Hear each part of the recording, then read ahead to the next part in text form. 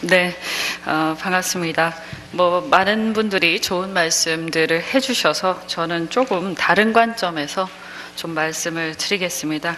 우선 들어가기 전에 잠깐 이렇게 그냥 표만 몇 개를 좀 같이 공유를 했으면 좋겠는데요. 2016년도에 제가 작년에 얘기했던 건데, 수익 금액 규모별 개인 사업자 세무조사 실적을 보면 수익 금액 규모가 작은 개인 사업자가 대부분입니다. 5억 원 이하가 전체의 한 34.6% 정도로 가장 많고요. 물론 이제 이게 작은 사업자가 많은 게 원래 많기 때문에 그럴 수도 있겠지만, 그렇다고 하더라도 우리가 이 세무조사의 목적이나 이런 걸 생각을 해봤을 때 굳이 이렇게 5억 원 이하의 작은 사업체에 이렇게 집중되어야 하는가에 대해서 좀 뭔가 아닌 것 같다, 이런 생각을 할 수 있을 것 같습니다. 이걸 보시면 이제 점점 커지고 있고요. 특히 이제 이게 16년 거는 없는데요. 하여튼 점점 커지는 걸로 그렇게 보입니다. 그리고 이 정기와 비정기 개인 사업자 이 세무조사 실적을 보면요, 정기는 계속 감소하고 있고요, 비정기는 계속 증가하고 있습니다. 이게 굉장히 이상한 상황이라고 보이고, 바람직하지 않은 상황이라고 생각이 됩니다. 그래서 세무조사 이의신청 처리 실적을 보면 인용률이 어쨌든 증가하고 있어요. 그거는 세무조사가 갈수록 그렇게 강화되고 있기 때문에 당연히 이의신청도 많아지고 따라서 인용률도 많아질 수밖에 없다, 이렇게 생각을 합니다. 근데 이제 많은 분들이 말씀을 하셨고, 또 오늘의 어떤 토론회의 취지도 그렇게 저는 이해를 합니다만, 이렇게 이제 세무조사가 지나치게 과잉돼서 이것이 어떤 경제의 어떤 활력을 저해하는 수준까지 오게 된 게 도대체 뭐냐, 그리고 경제 성장은 굉장히 미미한데 왜 이렇게 세수만 엄청나게 늘어나고 있느냐.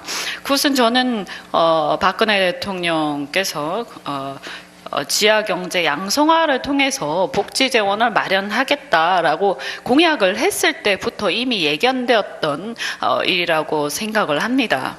어쨌든 그 공약에 따른 복지 재원이라는 것은 이렇게 딱 정해져 있는 것이고요. 그 계획에 따라서 집행할 수밖에 없는데, 이 지하경제 양성화라는 것은 우리가 이렇게 딱 그 목표 정해놓고 한다고 해서 그거대로 반드시 되는 게 아니거든요. 그리고 어느 사회에나 지하경제 양성화는 필요하지만 그것이 그렇게 기하급수적으로 늘어날 수가 없는 것입니다. 그래서 이것은 상식에 아주 반하는 그런 얘기를 했다라고 생각을 하는데, 이때부터 하여튼 무리한 세무조사가 판을 칠 것이다 라고 예견되었던 것이고요. 그래서 이제 이것과 관련해서 한쪽에서는 그럼 지하경제 양성화를 하지 말라는 거냐, 탈세를 조장하라는 거냐, 그리고 또 한쪽에서는 이게 현장과 맞지 않다, 불공정하다, 다 망하자는 거냐, 이렇게 대립을 하는데, 사실은 이런 극단적인 논리 대립도 굉장히 참 이렇게 한심한 거라고 생각을 하고, 지하경제 양성화라는 목표를 우리가 갖고 있는 것은 맞지만 이것을 과연 어떻게 실천할 것인가 하는 것은 우리가 좀 이 현장에 맞게 합리적으로 실천하는 방향들을 사회적 공감대를 이루어 나가면서 해야 된다고 그렇게 봅니다. 그랬을 때 사실은 이 거시경제정책과 함께 이것을 전체 그림을 보면서 이 문제를 해결해 나가야 되는데, 제가 기획재정위원회에 있으면서 좀 느끼는 것은 이게 국세청은 국세청대로 엄청나게 열심히 하고, 기재부는 그냥 목표만 설정하고 보고만 받고 별로 그렇게 이 전체 거시경제와 관련해서 이걸 큰 틀에서 고민하지 않는 것 같다라는 그런 인식을 많이 받았고요. 그래서 이것이 마치 세무행정이니까 무슨 기술적으로 세수 확보만 하면 된다 이렇게 생각하는데, 사실은 이 세무라는 것이 굉장히 우리 경제에 미치는 영향이 크고, 또 이것은 국민들의 개개의 어떤 영향을 주기 때문에, 삶에 영향을 주기 때문에, 저는 이 세무행정을 함에 있어서는 사실은 더 큰 의미에서 기획재정부를 중심으로 한 어떤 거시경제적 측면, 그리고 이 정치가 들어가야 된다라고 생각을 합니다. 이제 제가 말씀드리는 정치라는 것은 우리가 실제적으로 이것을 달성하기 위해서 이 사회적 공감대를 어떻게 형성해 나가고 이 어떤 로드맵을 어떻게 만들 것인가에 대한 논의가 있어야 되는데, 그것이 전혀 없었다는 것이죠. 그래서 이 세무조사를 통한 세수 확보, 이제 대통령께서는 아마도 세수를 확보를 얼마를 해야 된다, 그래야 복지 재원이 확보가 되니까, 그래서 얼마를 확보를 해라, 뭐 이렇게 서로 이렇게 윗선에서 뭐 얘기가 되면 그냥 무조건 목표 달성 이래 가지고 이제 열심히 뛰고, 그 목표를 달성하면 우수한 또 공무원 관료로 이렇게 인정받고, 이런 아주 정근대적이고 무슨 한 6, 70년대나 있었을 법한 이런 행정을 했을 것 같다. 그래서 그 결과가 지금 이러한 사태로 벌어졌다라고 생각을 하는데, 예컨대요, 우리가 그냥 이제 현장에서 보면 납세라는 것이 그렇지 않습니까? 우리가 이제 이 사업을 하게 되면, 사업을 이제 진행을 하다 보면 거기에서 매출도 있고 또 세금도 내고, 그리고 나서 또 이윤도 남기고, 이렇게 이제 해나가는데, 이게 일반적으로 우리가 통상적으로 그 업계 또는 그 분야에서 내는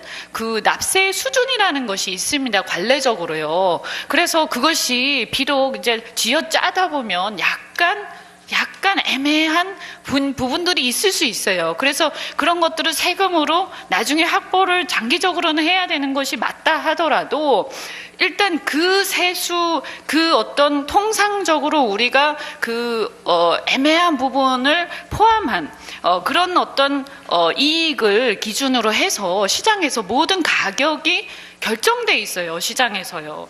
그러면 그런 가격들이 우리가 비용도 그렇고 모든 그 판매 가격도 그렇고 다 결정이 돼 있는데, 서비스 가격도 그렇고, 그런데 갑자기 세무조사가 강화돼 가지고 세금을 많이 내야 되는 상황이 왔다라고 해서 가격을 올리거나 비용을 낮출 수가 없습니다. 그러면 이것은 당연히 문제가 되는 거고, 이 경제가 안 좋아질 수밖에 없는 거예요. 이런 굉장히 무리한 상황이 벌어지게 되는데, 그렇다고 해서 이게 애매한 부분에 있었던 그 마진이고 이런 거기 때문에 이런 걸 가지고 대놓고 나는 못 내겠다라고 할 수도 없는 거예요. 그러나 실질적으로 사람들은 그 분야에서, 그 업계에서 그렇게 살아왔단 말이에요. 그러면 우리가 이것을 지하경제라고 규정하고 이 문제를 해결을 할 때는 이 비용과 가격에 대한 이런 시장에서의 여러 가지 문제들을 함께 해결해 가면서 적응하는 시간이 필요한 겁니다. 그러지 않으면 이것은 문제가 생기게 돼 있어요.